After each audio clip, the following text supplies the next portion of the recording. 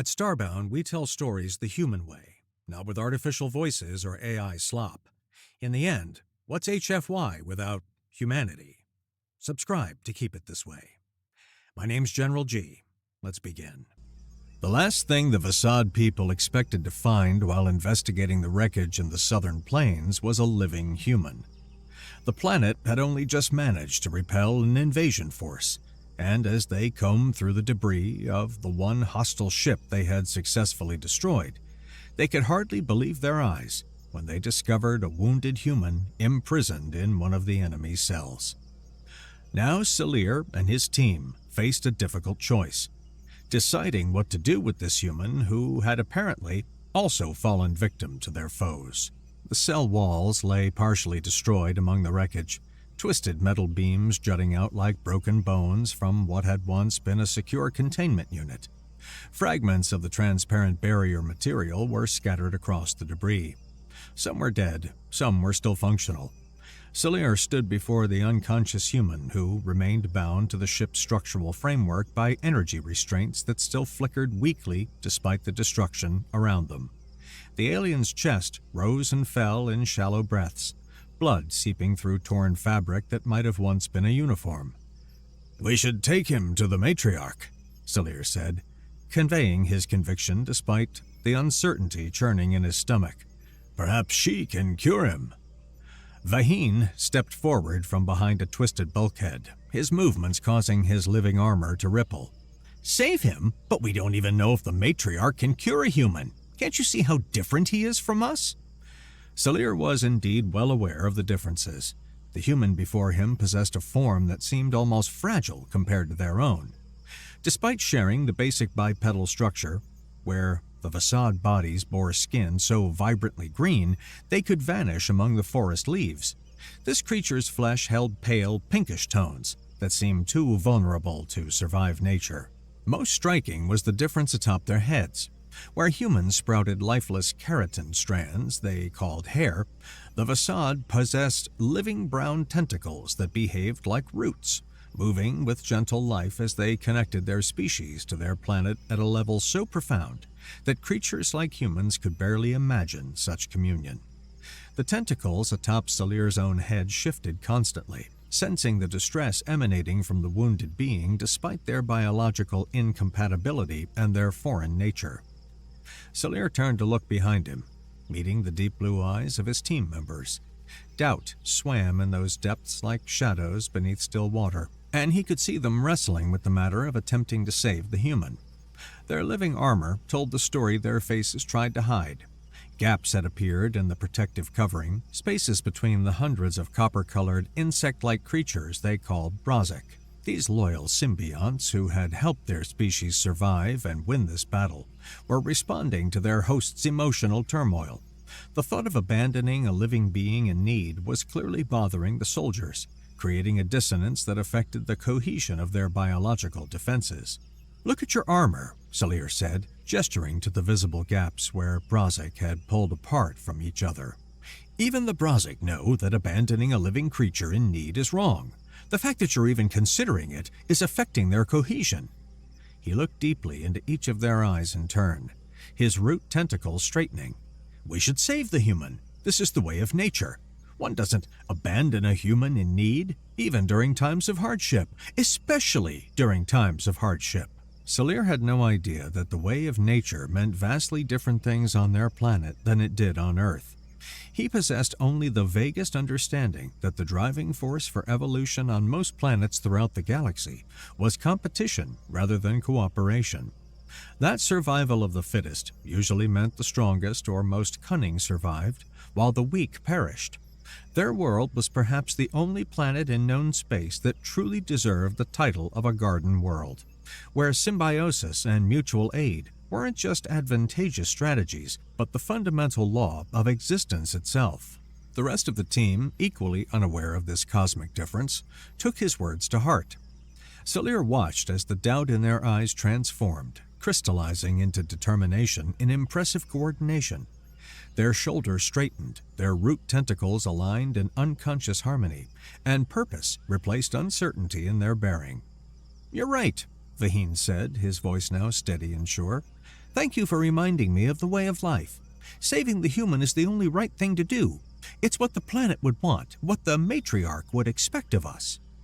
Cellier didn't quite smile. His species expressed pleasure differently than humans, but his features softened into an expression of gentle approval. He watched as their armor regained perfect cohesion, the Brazic flowing back together like liquid copper, closing every gap as they responded to their host's restored mental equilibrium. All those living creatures that had willingly helped them win this battle calmed as well, from the armor insects to the root tentacles that connected them to the greater consciousness of their world. As they moved forward to carefully extract the human from his bonds, Cellier reflected on the ways of nature as he understood them. The universe beyond their atmosphere might be hostile and unfriendly to beings like them. Today's battle had proven that beyond doubt. But here, on this world, there was only one right way. As long as you helped, you would always be helped in return. Such was the will of the planet itself, one giant living being that connected all creatures through root and soil, through air and water, ensuring harmony and cooperation among all who dwelt upon its surface. Such was the way that Cellier himself believed in with every fiber of his being, every root of his consciousness. The human groaned softly as they freed him from the restraints, and Cellier wondered what stories this strange being might tell when he awakened. For now, though, there was only one certainty of right action, the knowledge that they were following the ancient way that had kept their world in balance since the first seeds took root in its fertile soil. Neville woke in confusion, his consciousness struggling through layers of disorientation like a drowning man fighting toward the surface of an endless ocean. Reality, dream, hallucination. The boundaries between them had become so thoroughly blurred during his months of captivity that he no longer trusted his own senses to tell him what was real. His eyes opened slowly, as if some part of him feared what they might reveal. He found himself suspended by what appeared to be vines, thick organic cables that held him gently above a strange clearing that glowed with life in ways his mind couldn't quite process. The air itself seemed alive here. Countless tendrils, each no thicker than his index finger, extended toward him from the surrounding vegetation. Their tips glowed with a kind of liquid that reminded him of deep-sea creatures he'd once seen in documentaries, back when Earth and its documentaries had been his entire world. These tendrils touched his body with a peculiar gentleness that made no sense given his recent experiences. Each point of contact produced a sensation that hurt for just a moment before transforming into something unexpectedly pleasant, as if pain was merely the doorway to healing. In his confused state, with his mind still catching up to his circumstances, only one thought dominated his consciousness: the utter impossibility of having escaped that prison. The Kraxvac did not make mistakes with their prisoners. They were methodical, careful, paranoid to the point of obsession. There was no conceivable way he could have escaped their custody. The memories crashed over him like waves against a crumbling seawall, each one more painful than the last.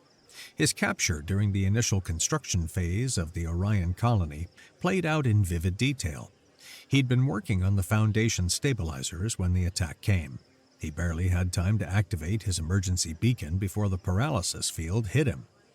Then came the months that followed. Months of suffering as a captive of the Kraxvac war fleet, kept alive only because they wanted to run experiments on him when they returned to their homeworld. Perhaps he was dreaming now. That seemed the only logical explanation for his current circumstances as he found himself in this calm forest, surrounded by dozens of creatures that looked like living trees. They stood in a rough circle around the clearing where he hung suspended, and all of them were staring at him with what could only be described as gentle eyes. A voice suddenly reached his ears, though ears seemed the wrong word for how he perceived it. The voice didn't come from any single direction, but from the forest itself, ancient and vast, resonating through the very molecules of the air around him. "Are you awake?" Neville considered this question longer than he should have, his mind still catching up with his circumstances. Was he awake? How could he tell? I think so," he said finally, confusion coloring every syllable. The voice spoke again, its tone carrying a warmth that seemed impossible for something so alien. "We are happy for your recovery, survivor of the stars." The words "survivor of the stars" triggered an immediate adrenaline release, his body responding before his mind could process why. That phrase meant something, implied something about his situation that his conscious mind hadn't quite grasped yet. Suddenly, he found himself struggling against the vines, panic flooding his system as fight-or-flight instincts overwhelmed rational thought.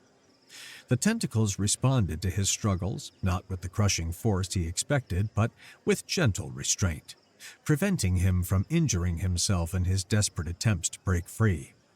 They adjusted their grip with an almost intelligent awareness of his anatomy, avoiding pressure points while still keeping him secure.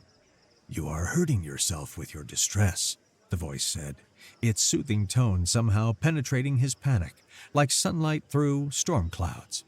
"Please, calm yourself. You are safe here. Your struggles serve only to reopen wounds we have worked to close." Neville didn't know what aspects of that voice were affecting him. Perhaps some subsonic frequency his brain interpreted as calming, perhaps simple exhaustion from his brief struggle, or perhaps something more fundamental about the nature of these beings. But he found himself exerting conscious control over his breathing, trying to calm down. As his panic subsided, he found himself truly observing his surroundings for the first time. The crowd below wasn't just watching him, they were actively participating in whatever was happening to him. He could see thin streams of light passing between them, creating a network of bioluminescent communication. Some instinct, deeper reason and older than thought, told him this was real. He was no longer in a prison, but on solid ground, somewhere that didn't feel hostile, yet was utterly unknown. "This doesn't make sense," he said, his words tumbling out in a rush as his rational mind tried to reassert itself. "I was in a cell. The Kraxvac took me. They don't make mistakes. They don't lose prisoners. There's no way this is their planet. Nothing here matches their aesthetic, their technology. They're all metal and light. This is organic living. Nothing makes sense. Is this a simulation? Did they put me in some kind of virtual environment? Is this another experiment?" The gentle voice responded with infinite patience, each word carefully chosen as if speaking to a frightened child, which Neville realized he might as well be in this context. "The creatures you call Kraxvac attacked our planet. They came in their metal ships with their weapons of fire and force. We defended ourselves and destroyed one of their ships, the one that held you. When we searched the wreckage for survivors, we found you alive in one of their cells. You are on our world now, in the great forest of the eastern continent, recovering from your ordeal." Neville's gaze wandered as he processed this information, trying to reconcile it with everything he thought he knew about the galaxy. As he looked more carefully at his surroundings, he noticed something extraordinary. Bursts of light traveling through the very trees themselves, flowing along internal pathways that reminded him of neural networks or circulatory systems. The lights moved around him, reaching the vines that held him and transforming into that glowing liquid that seemed to be actively healing his wounds. He could feel it working beneath his skin, a warm, tingling sensation as damaged tissue knit back together, as infections were purged and toxins neutralized. His mind finally began to accept the possibility, however improbable, that he had been rescued, that this strange place was not another form of imprisonment, but something else entirely, something unprecedented in his experience. "How are you curing me?" he asked. Then, as a more fundamental question occurred to him, he quickly added, "Why are you curing me? You don't know me. I'm not your species. You found me at an enemy crash site. I could be dangerous for all you know." "We cure you because it is the right thing to do," the voice replied with simple certainty that brooked no argument. "Life should protect life. Such is the way of this planet. Such has always been the way." Neville's confusion deepened, his human mind struggling with the concept of unconditional aid. "What?" "We are aware that the universe beyond our world operates under different principles," the voice explained patiently, as if teaching a fundamental truth to someone who had never encountered it before. "Perhaps our actions seem strange to a human. We have met few of your kind, but we understand that you come from a world where competition drives evolution, where survival often depends on being stronger or smarter than others. But here, there is no other way besides helping those in need. Since fate brought you to us, it is only fair that these principles apply to you as well, as long as you do not prove yourself unworthy of them." The concept was so foreign to everything Neville had experienced, especially after months of captivity under beings who saw him as nothing more than a test subject, that he struggled to form coherent thoughts. His mouth opened and closed several times as he tried to formulate questions, objections, anything that might make sense of this impossible generosity. But how? How are you treating me without technology? Without scanners or surgical equipment or even basic medicine? He looked down at his chest, watching in real time as wounds that should have taken weeks to heal closed before his eyes, leaving only faint pink lines that were themselves beginning to fade. This should be impossible. Tissue doesn't regenerate this fast. There are limits to biological healing. The ancient pathways of the land remember creatures with bodies similar to yours from the distant past, the voice said, and Neville could hear genuine surprise in its tone. Long ago, before the Great Harmony was fully established, beings not unlike humans walked this world. They are gone now, evolved into forms unrecognizable. Some of the old healings respond well to your body. We noticed that. "Wait," Neville interrupted, a new realization striking him as he parsed the voice's words. "You said we. Who are you, exactly? Are you the forest? Are you all of them?" He gestured weakly at the crowd below. The vines began lowering him gently, and he watched the crowd below exchange quiet words in a language he couldn't understand. The sounds were melodic, almost like wind through leaves, but with clear intentionality behind them. Yet somehow, despite the alien nature of their speech, he could swear they were speaking cheerfully about his recovery. There was something in their tone, their body language, the way their tentacle hair moved and their bodies swayed, that spoke of joy and satisfaction. Lower and lower he descended, the vines adjusting their grip to keep him stable and comfortable. He passed through layers of the canopy he hadn't noticed from above. Small creatures that looked like flying flowers drifted past, and he could have sworn they were watching him with tiny, intelligent eyes.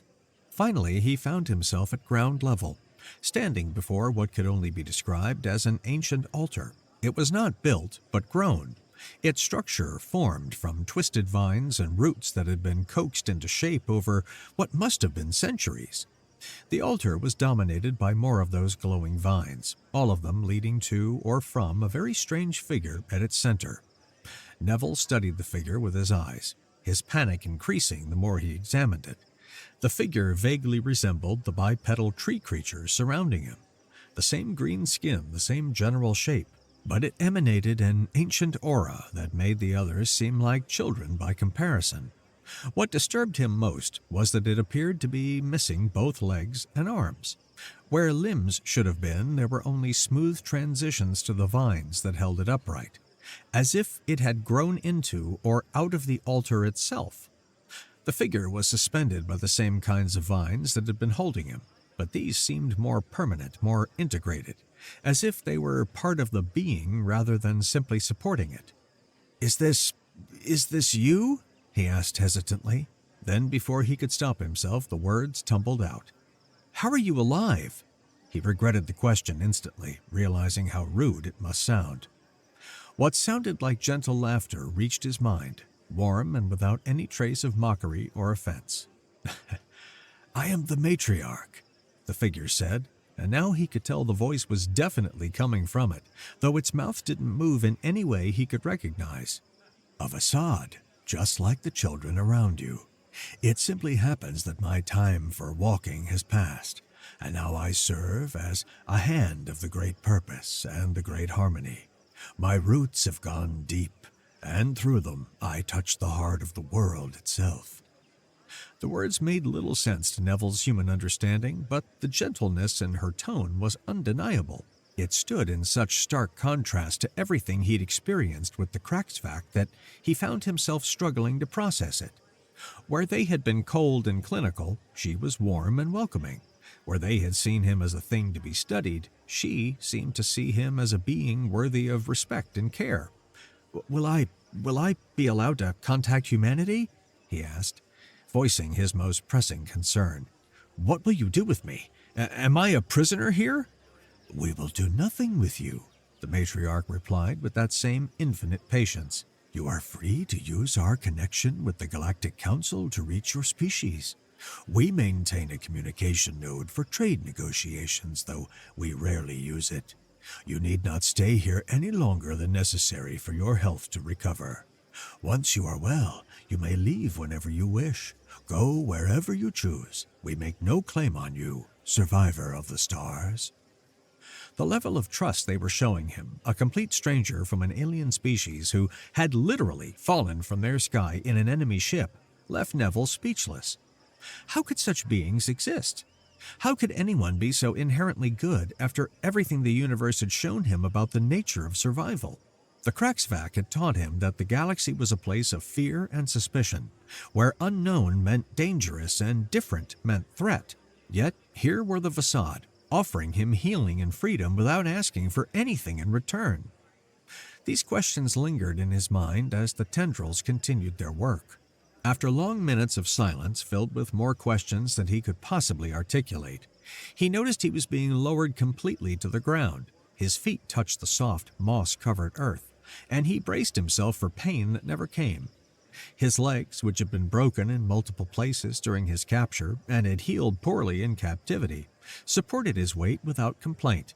If anything, he felt better than he had even before his capture, stronger, more vital, as if the healing had addressed not just his recent injuries, but years of accumulated damage from a life spent in harsh environments and artificial gravity. The moment he stood fully before the matriarch, an unexpected emotion crashed over him like a wave. Shame. Deep, profound shame that seemed to well up from somewhere primitive in his psyche. Here was a being that had given freely of itself to save him, and what did he have to offer in return? What did humanity have to offer beings like this except corruption and conflict? He found himself dropping to his knees, words of gratitude pouring out in an incoherent stream. "Thank you. I'm sorry. Thank you. I don't deserve this. Thank you." A gentle tentacle, not from the matriarch but from one of the surrounding Vasad, raised his chin and he heard her voice again. "Do you wish to contact the Galactic Council now?" Neville considered this for a moment, his mind racing with implications. Contact with the Council meant contact with Earth, meant returning to a humanity that would want to know everything about these beings, would want to study them, trade with them, possibly corrupt them with human ambitions and fears. But he also needed to know more, needed to understand what had happened and why. "Wait, please," he said, rising to his feet with a grace that surprised him. "I need to understand. Why were your people attacked by the Kraxvac? And how were you able to defend yourselves?" He looked around at the various eyes watching him. Compound eyes, simple eyes, eye spots that seemed to see in spectrums he couldn't imagine. "I was on that ship. I know what it takes to destroy one. You don't have technology, at least not technology I can recognize. How did you fight them?" "Every creature in the Great Harmony knows when fighting is the only option," the matriarch explained, her tone becoming somehow sadder, as if discussing violence was painful for her. "The small flyers know they must sacrifice themselves so that the acid in their stomachs can damage the thrusters of the metal invaders. They die willingly, knowing their sacrifice protects the whole. The large flyers know that they must carry our warriors on their backs, bearing them with their spears and living armor to find the entrances of the metal ships and destroy them from within. Even the Brozic, our smallest allies, know to swarm the mechanical systems and corrode them with their secretions. When the harmony is threatened, all respond as one." Neville tried to process this, his mind struggling with the concept of an entire ecosystem acting as a coordinated defense force. But the Kraxvac, why are they here? Why attack your planet specifically? The matriarch's features shifted into what might have been a smile, though it was hard to tell given her alien physiology. We call them the Collectors. They come because they fear what they don't understand, and they understand very little. They must capture everyone else to learn how to hurt them before they themselves are hurt. They take specimens of every species they encounter, studying them for weaknesses, for advantages that might be turned against them. That doesn't make sense, Neville said, frowning. If they're that paranoid, why leave their planet at all? In a sense, they are more like you humans than they are like us, the matriarch replied, and there was no judgment in her tone, only observation. They understand competition, the drive to be stronger than others, but they are more paranoid than your kind, more afraid. They have never been accepted into the council because they are too afraid of the galaxy itself, hidden on their own planet and expecting the worst of everyone else, finding reasons to believe they must strike first or be destroyed.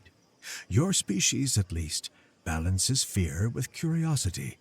Theirs is all fear. Are you planning to do something about it? Neville asked, incredulous. They attacked you. They'll attack again. We will defend ourselves if attacked, the matriarch replied calmly.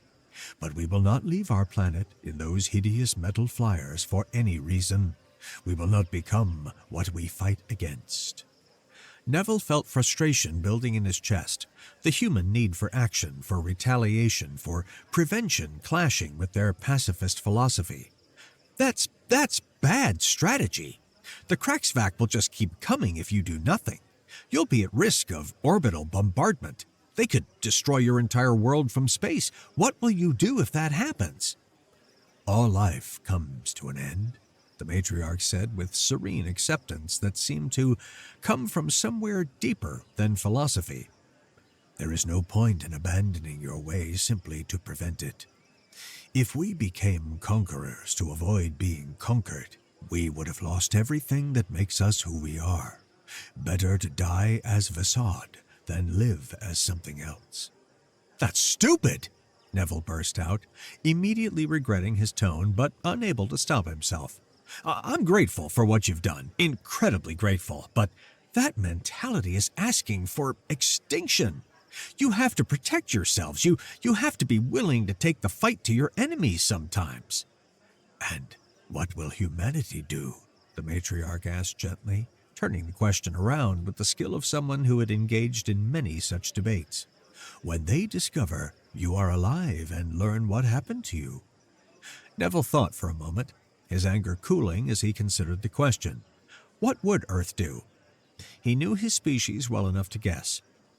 Thanks to you, I'll be able to tell Earth about what the Kraxvac do to their prisoners.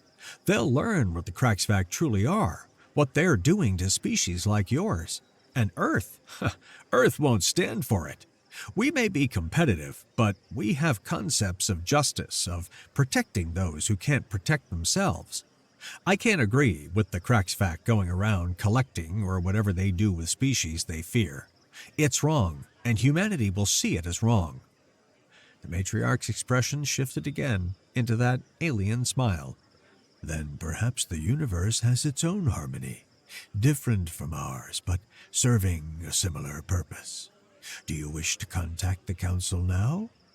Neville took a deep breath, feeling the weight of everything that had happened, everything that would happen because of this moment.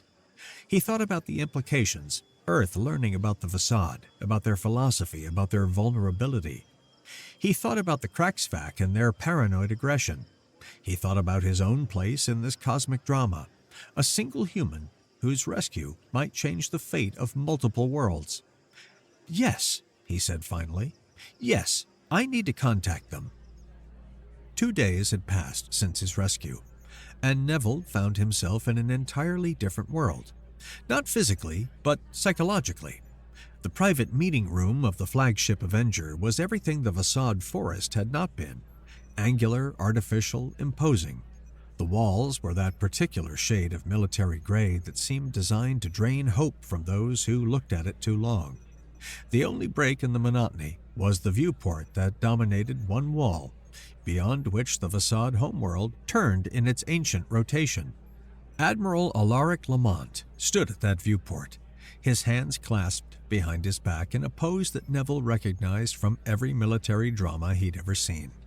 Yet on the Admiral, it didn't seem affected. It seemed natural, as if he'd been born to stand that way, contemplating the vast responsibilities of protecting humanity's interests among the stars.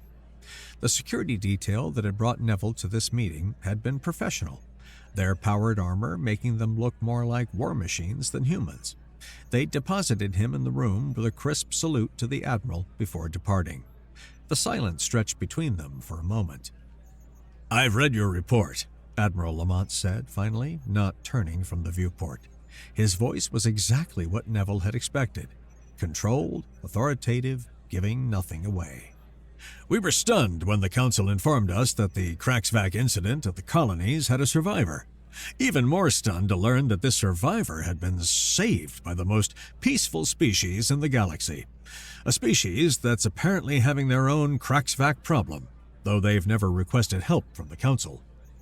The Admiral paused, and Neville could see his reflection in the viewport, those gray eyes studying the planet below as if it were a technical problem to be solved. "The facade," he continued, "have been known to us for 32 years. In all that time, they've never asked for anything, never complained about anything, never shown any interest in the larger galactic community beyond basic trade for things they can't produce themselves. And now, they save one of ours." A long, uncomfortable silence followed. Neville shifted his weight from foot to foot, acutely aware of how this newly healed body moved with an ease it hadn't possessed in years. He could feel the Admiral's presence like a weight in the room, the kind of personality that bent others to its will simply by existing. Finally, unable to bear the silence any longer, he asked the question that had been burning in his mind since he learned about Earth's response. "Is Earth going to war with the Kraxvac because of me?" The Admiral laughed, a sharp bark of humor that held no real mirth. "Ha! A war broke out the moment they attacked our colonies, son. 340 civilians killed or missing, an entire settlement destroyed, years of work erased in hours. Finding you alive changes nothing about that. If anything, it makes our response more justified. We have a witness now, someone who can testify to their methods." "That's why I was summoned here?" Neville asked, confusion evident in his voice. If the decision had already been made, if the war had already begun, what purpose did this meeting serve? "I need to confirm a few things with you," the Admiral said, finally turning from the viewport to face him. His eyes were indeed gray, the color of steel and storm clouds, the kind that had seen too much and made hard decisions because of it. "But first, let me tell you a little story." Lamont moved to the conference table, gesturing for Neville to sit. The chairs were uncomfortable, designed to keep occupants alert rather than relaxed. "Humanity has intentionally avoided close relationships with the facade. They're the most peaceful life forms in the galaxy, true pacifists in a way that most species claim to be but aren't, and we keep our distance. Do you know why?" Neville shook his head, still confused. "Because we don't want to corrupt them?" "Partially," the Admiral allowed, a slight smile playing at the corners of his mouth. "But it's more complex than that. We know what we are, Mr. Neville. Humans are too individualistic, too competitive to establish a friendship of equals with them. Even if we start with the best of intentions, even if we try our hardest to respect their ways, we would exploit them simply by our presence. We would introduce concepts their society has no framework to handle. Ambition, competition, the drive to expand and explore and conquer. The best way to guarantee the facade's safety is to remain distant." "What?" Neville couldn't hide his surprise. That wasn't what he'd expected at all. He assumed Earth would want to establish relations, to learn from them, maybe to protect them openly.